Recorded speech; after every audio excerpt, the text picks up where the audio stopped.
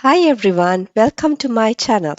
As I promised earlier, today we are going to talk about student accommodation options that are available in Australia. If you're coming to Australia as a student, one of the very first things you need to do is to find accommodation in Australia. You need to start this as soon as you have the confirmation of your study location. We have some accommodation options which will allow you to apply before you come to Australia, whereas there are some which won't allow you. We'll talk about all these options in this video. There are few things to consider before selecting an accommodation as a student. The first one is cost of accommodation. Cost of accommodation will vary depending on your chosen state, city, and type of accommodation. The next one is cost of living. You can use a cost of living calculator to get an estimate of your expenses and how they vary from state to state. You can find a link to the cost of living calculator in the description box below. You need to consider other expenses you may be required to pay, such as a bond, as well as regular gas bills, water bills, and electricity bills. Always consider the distance of your accommodation from your campus and whether it is easily accessible by public transport such as bus, tram, or train. You also need to consider the proximity to shopping centers and other amenities. And also, it's important to consider whether you have health, hospital, and emergency services nearby. When talking about student accommodation options in Australia, renting or leasing a property by yourself or with your friends is one of the most common ways. This can be done through a real estate agent or by directly contacting the landlord. It's common for international students to live with other students in order to make living costs more affordable. There are often rental and share house options posted on boards at your education institute or at share house websites.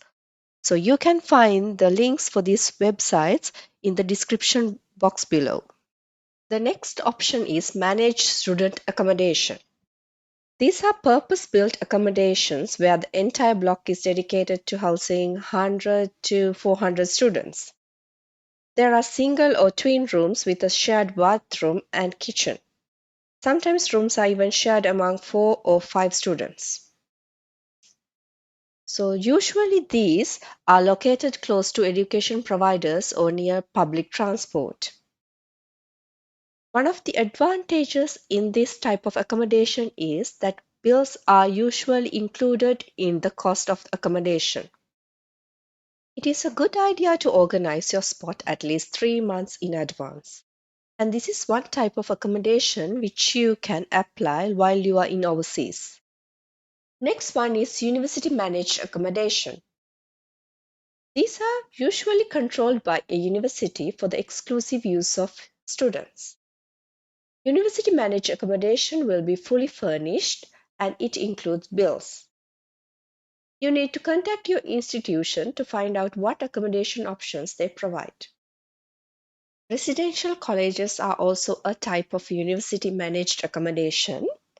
And a residential college is an on campus accommodation facility that is generally very close to a university or is sometimes even on university grounds.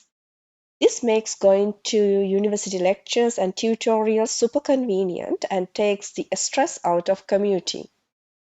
Homestay is living with a family in their home.